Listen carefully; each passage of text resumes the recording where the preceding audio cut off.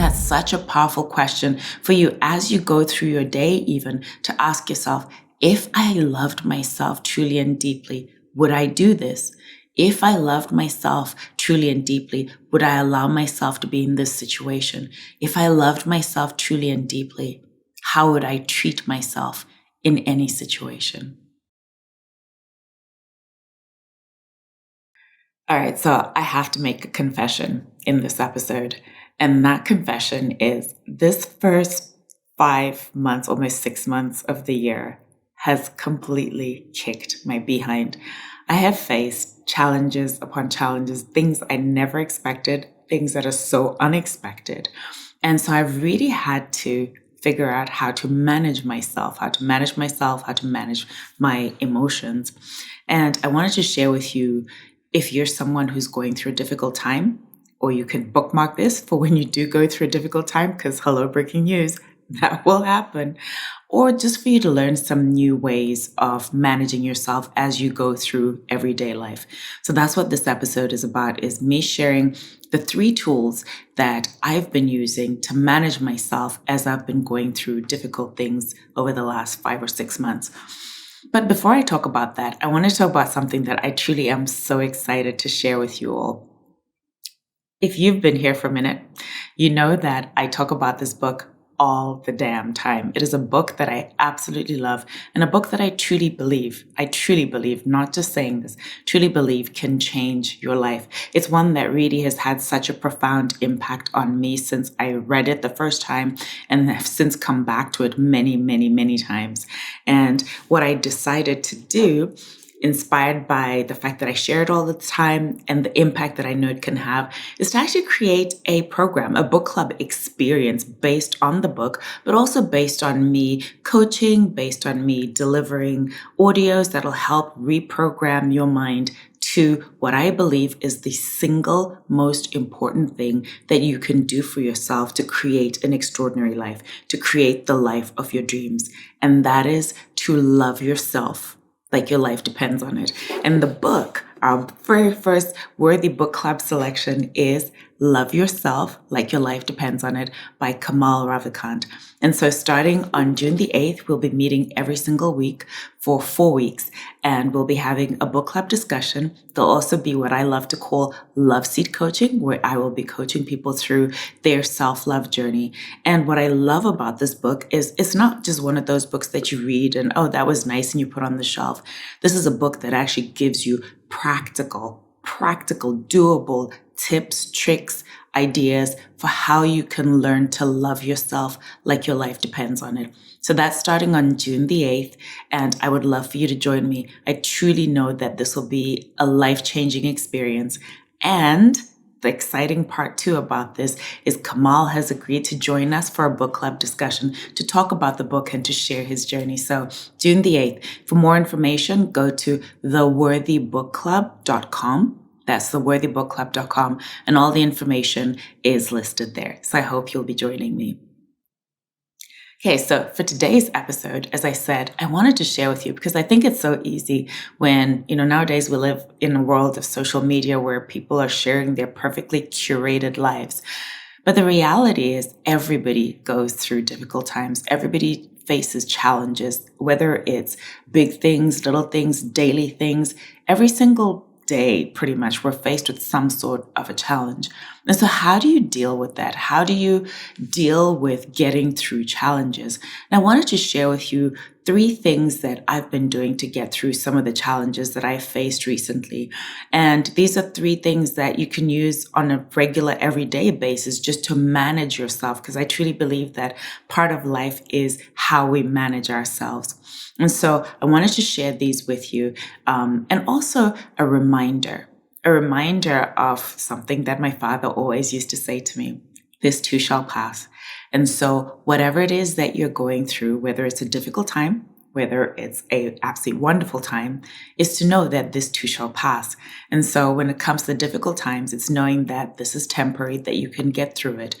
But it's also with the good times, knowing that they will pass. And so really savoring those moments, allowing yourself to be present, to be fully present to those moments. So I wanted to share with you 3 tools that I've been using that have helped me. The first is perspective. Like I just said, this too shall pass. And so it's having that perspective of, okay, I just need to get through this. What is the best way for me to get through this? And some questions that I think are so powerful that really help you with bringing you back to perspective is something that I learned through the work of Byron Katie. And she has what she calls the 4 questions. And those 4 questions to ask yourself are, is this true? So sometimes we're catastrophizing things that don't need to be catastrophized. And so it's asking yourself, is this true? Is this really the worst thing that could be happening to me in this moment? And bringing that perspective to it. The second question she asks for you to ask yourself is this absolutely true? Like, is this, something that I could prove in a court of law? And that's a really great question to ask yourself, that is this actually what I imagine it to be, or is this just my imagination running wild? Because it's so easy for our imagination to run wild. It's so easy for us to get sucked into the darkness when we're in a dark place. And so it's asking yourself, is this really the worst thing that could be happening to me?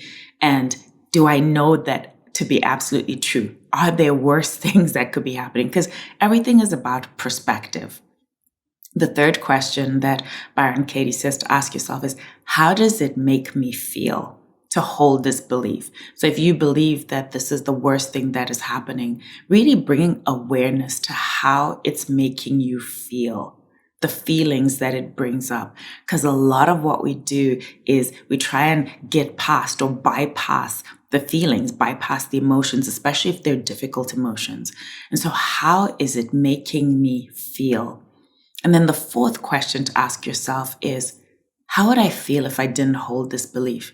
How would I feel if I felt otherwise, if I thought about this in a different way, if I thought about this in a more empowering way? And one of the empowering ways to think about any situation that you're going through is, how is this here to help me learn? And how is this here to help me grow? Because if you take that perspective of everything is in your life to help you learn, to help you grow, to help you evolve, to help you become a better person, then you choose what lessons you're going to take from it versus it just being a terrible thing that happened. You get to choose to take power from that by choosing what lessons you want to learn. What is it you're going to do next time differently? What is it that you're not going to do again in the future? So how can you make this something that is to your advantage? How can you choose to take the learning? And I actually heard a beautiful quote recently from Danielle Laporte. And Danielle Laporte said, she was talking about the fact that in everything that happens, there is a gift, even in the difficult things. And she said that for you to find the gift in the pain, you first have to go through the pain of the gift. And so sometimes for you to be able to come out on the other side and see it as a gift, you have to have allowed yourself to walk through the pain. And so really the first way to get through things is perspective. What is a more empowering perspective? What is a more empowering interpretation that I can bring to this? So that's the first tool that I've been using. The second tool that I've been using is something that I actually learned from a friend of mine, Lisa Carpenter. And it's something that I believe they use in Alcoholics Anonymous. And it's a 4-letter acronym. And that 4-letter acronym is HALT. HALT. And so when you're going through emotions, when a lot of emotions come up for you, it's asking yourself, am I hungry? Am I angry? Am I lonely? Or am I tired? Because sometimes the reason we are cranky is because of one of those 4 reasons. And so asking myself, am I hungry?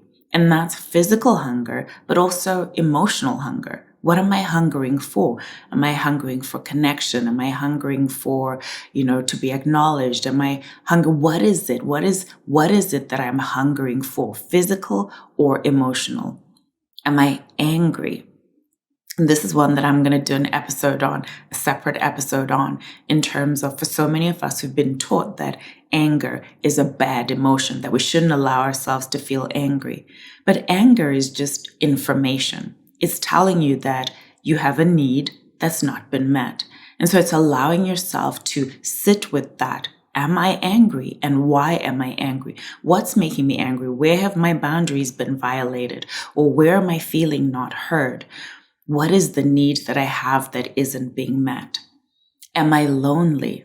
And like nowadays, especially where we live in this world where we're all online connected, but not really connected. Sometimes what we're alone when we're feeling lonely, we're looking for connection. We're looking for true connection. I think there's the line from, I don't know who sang it originally, but I know Michael Bublé did a version of it where he said, the line, oh my gosh, and now I'm blanking on it, but he's talking about being a city surrounded by a million people, but I still feel so alone. And I feel like that's what life can be sometimes. We're surrounded by people, but we're lonely. We're truly lonely. And so what is it that I need to address that loneliness that I'm feeling? And then T, am I tired? Because sometimes the reason we're feeling big emotions, the reason we feel overwhelmed, the reason is just because we're so tired. We've just been going. And so is this an opportunity for me to be kind to myself, to be compassionate with myself, to allow myself to rest? And so that's HALT. Am I hungry? Am I angry? Am I lonely? Am I tired? So that's the second tool that I've been leaning on, is to really help me dig into what am I really feeling.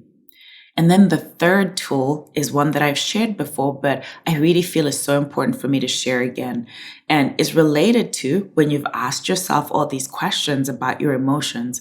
How do you allow yourself to feel those emotions and go through the emotions? And it's an acronym that I learned from my dear friend Katie Deming, and that's FEAL, FEAL. FEAL. And that's really a process that you can use to process any emotion, any feelings that come up for you. And so the F is, where do I feel it? Where am I feeling it in my body? Because a lot of the time, what we feel shows up in our bodies. So sometimes for me, the tension is in my shoulders and I really feel tight in my shoulders. Sometimes the tension is in my head. Sometimes it's in my belly. It's really tuning into yourself and your body, and where am I feeling this? Where do I feel this? And then the E is about actually naming the emotion. What am I feeling? What is this emotion? Is it anger? Is it fear? Is it disappointment? Whatever the emotion is, actually giving it a name. Because when you start, it's almost like in the dark and you have a flashlight. Suddenly, when you have the flashlight, the dark isn't quite so scary.